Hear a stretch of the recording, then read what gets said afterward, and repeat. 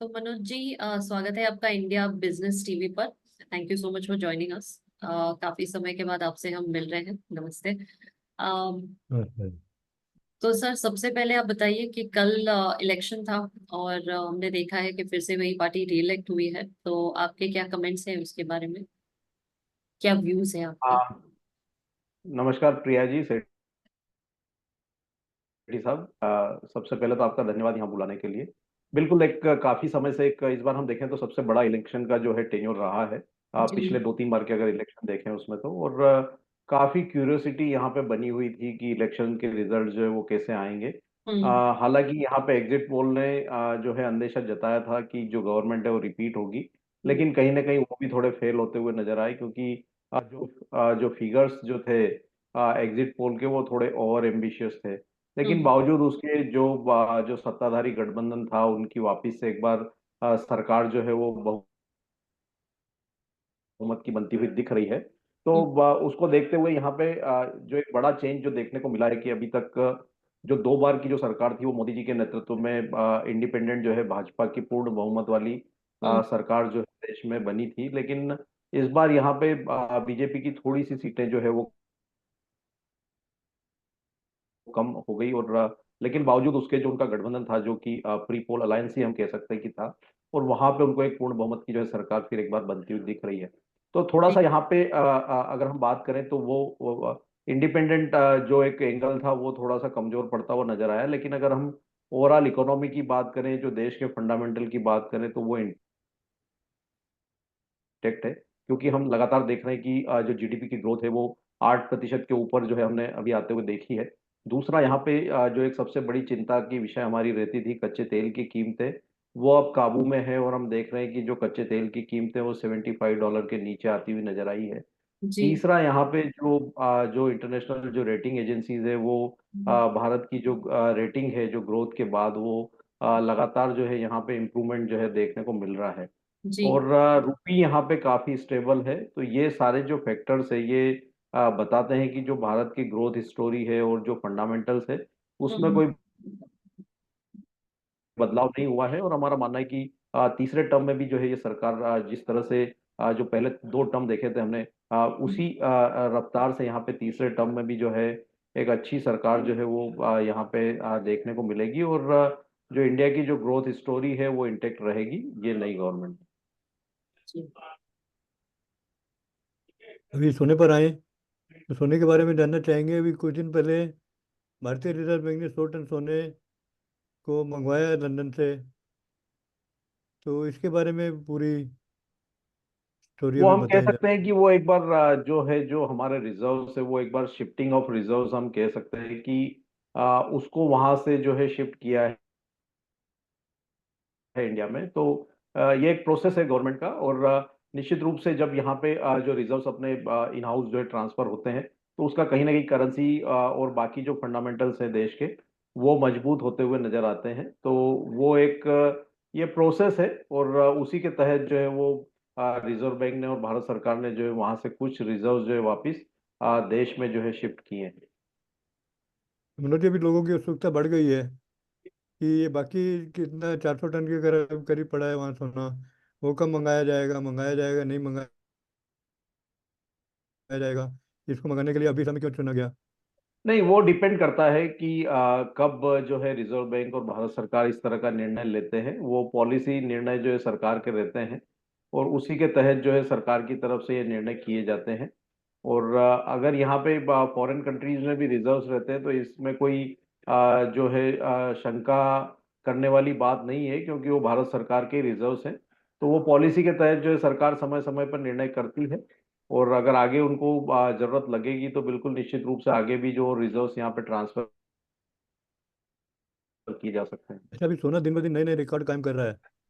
देश में नया रिकॉर्ड कायम किया है इसने, विदेशों में किया। तो आपको क्या लगता है, क्या कारण है उसके? और कब सोने तक? में सेठी साहब, हम लगातार काफी समय से आपके चैनल के माध्यम से निवेशकों से रूबरू होते हुए आए हैं, और हमने हमेशा से ही एक बात ये कही है कि सोने का जो निवेश है वो लंबी अवधि में हमेशा ही फायदेमंद रहता है। और अभी यहाँ पे जो सोने के जो फंडामेंटल्स में बड़ा बदलाव पिछले कुछ वर्षों में देखने को मिला है, जिस तरह से जो कोविड का समय था उसके बाद से जो जियोपॉलिटिकल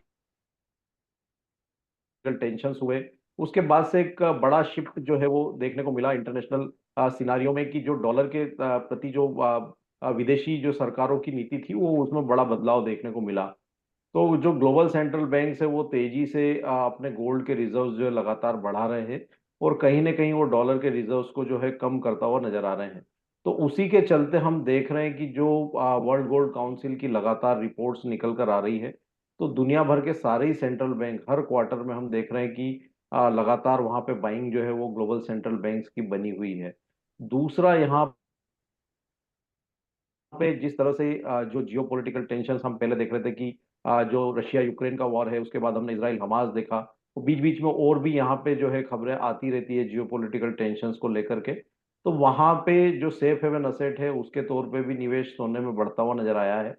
और एक और बड़ी चीज ये है कि यहाँ पे अभी तक हमने जो इंटरेस्ट रेट में है बढ़ोतरी का साइकिल देखा था, लेकिन अब हम देख रहे हैं कि जो इन्फ्लेशन है वो ईज होता हुआ दिख रहा है, और न सिर्फ यूएस फेड की तरफ से बल्कि बाकी जो दुनिया भर के ग्लोबल सेंट्रल बैंक है वो भी अब ब्याज दरों में कटौती की जो है बात कर रहे हैं। और शायद हम इसी सप्ताह जो ईसीबी की पॉलिसी मीटिंग है वहां पे 25 पैसे जो है ब्याज दर में कटौती होते हुए देखें। तो अब यहाँ पे अगर ब्याज दरों में कटौती का साइकिल स्टार्ट होता है तो वो भी कहीं ना कहीं सोने के लिए एक बड़ा पॉजिटिव फैक्टर रहेगा। उसी के चलते हमने देखा है कि इंटरनेशनल मार्केट में कीमतें पहली बार $2450 प्रति ट्राई आउंस के स्तर पर पहुंचती हुई नजर आई।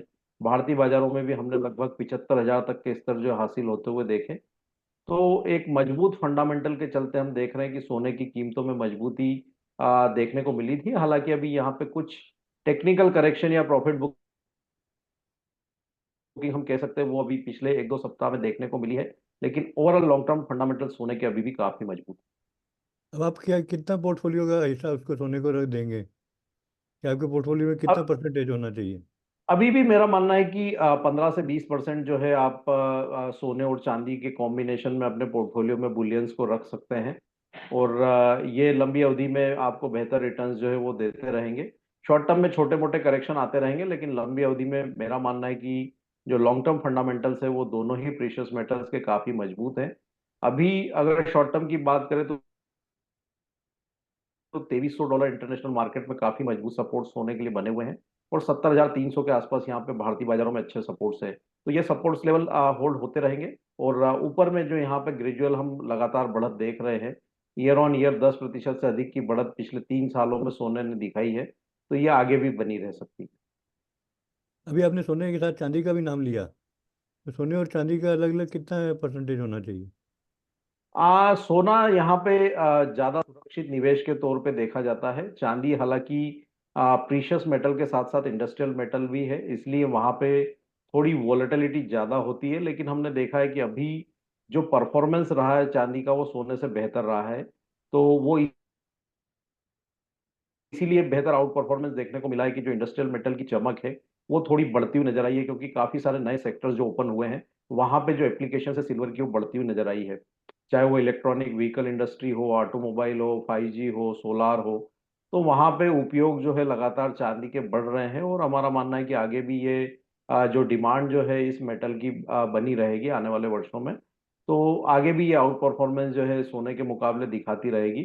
तो यहाँ पे प्रोपोर्शनेट जो है वो इवन 50-50 भी रखा जा सकता है, लेकिन सेफर साइड पे 60% गोल्ड और 40% जो है सिल्वर, ऐसे कॉम्बिनेशन में पोर्टफोलियो में निवेश जो है लगभग 15 से 20% तक ओवरऑल बुलियन का रखा जा सकता रिया जी।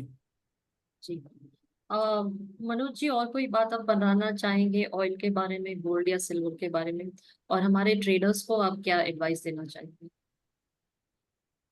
आज सोना और चांदी में हम ऊपरी लेवल से प्रिया जी यहाँ पे करेक्शंस होते हुए देख रहे हैं, और ये हम कह सकते हैं कि नेचर होता है किसी भी एसेट क्लास का कि एक बड़ी तेजी आती है उसके बाद हम वहाँ पे करेक्शंस जो होते हुए देखते हैं।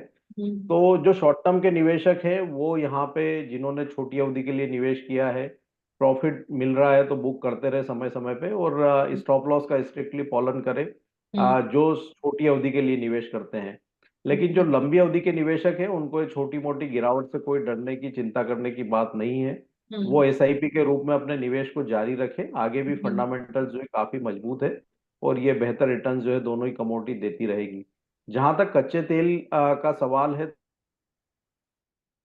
तो कच्चे तेल में गिरावट के पीछे मुख्य वजह जो है ओपेक प्लस की पॉलिसी मीटिंग आउटकम्स आए हैं। उसमें ओपेक ने जो उत्पादन कटौती है अपनी voluntary output cut 2.2 million barrel प्रतिदिन का, तो उसको वर्ष 2025 तक जो है एक्सटेंड किया है। लेकिन एक चीज उसमें जो क्लॉज है कि ओपेक प्लस के जो 8 देश है वो सितंबर 2024 ऑनवर्ड्स अपना जो आउटकट है वो ग्रेजुअली जो है रिस्टोर कर सकते हैं आउटपुट कट।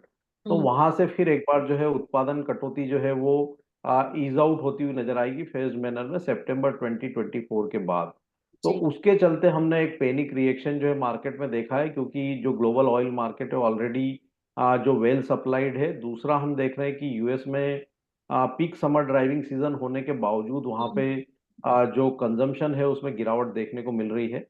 तीसरा यहाँ पे चाइना के जो मई मंथ के मैन्युफैक्चरिंग के जो आंकड़े आए थे वो कमजोर थे। जी। यूएस की मैन्युफैक्चरिंग एक्टिविटीज कमजोर पड़ती हुई नजर आई है, और यूएस के जो गुड्स ऑर्डर्स के डेटा है वो 2 वर्ष के निचले स्तरों पर पहुंचते हुए नजर आए। तो थोड़ा सा यहाँ पे फंडामेंटल जो है वो चाइना और यूएस का कमजोर पड़ता हुआ नजर आया मैन्युफैक्चरिंग सेक्टर का। तो उसके चलते भी थोड़ा डिमांड को लेकर के कंसर्न्स बनते हुए नजर आए और हमने कच्चे तेल में एक पैनिक रिएक्शन देखा। हम्म। लेकिन मेरा मानना है कि WTI $70 काफी स्ट्रॉन्ग सपोर्ट्स रहेंगे, और वो लेवल के आसपास से फिर एक बार अच्छा जो है यहाँ पे रिएक्शन जो है रिवर्सल देखने को मिल सकता है कीमतों में। तो अगर कोई शॉर्ट की पोजीशन कैरी कर रहा है तो $70 के आसपास वहां पे जो है उससे एग्जिट करने की सलाह रहेगी।